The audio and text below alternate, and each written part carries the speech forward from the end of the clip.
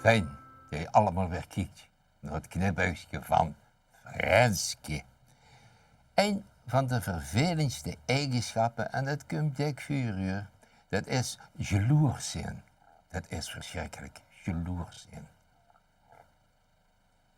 Ze worden getrouwd en het wordt jonger dan hem.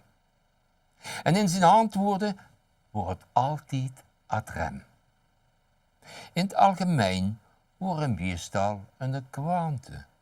Met jaloers zijn wordt een van zijn negatief kanten. Hij ging dan tekeer, dat wordt niet meer gezond. En met nerveux rode kop en schoen op een mond. Hij wordt dan ook door geen 2 peer te hooien. Dus jaloers maken? Nee, dat wordt niet aan te rooien. Toch maak je het een fout, wie het in het bedje loog. En hij hield zocht zwoel aan zijn uurke vroeg.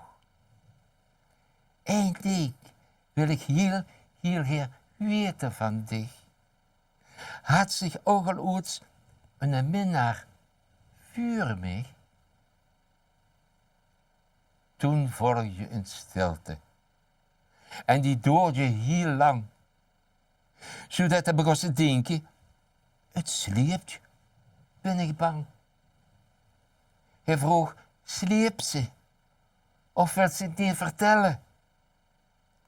Hoe op het zag, wacht nog even. Ik ben nog aan het tellen.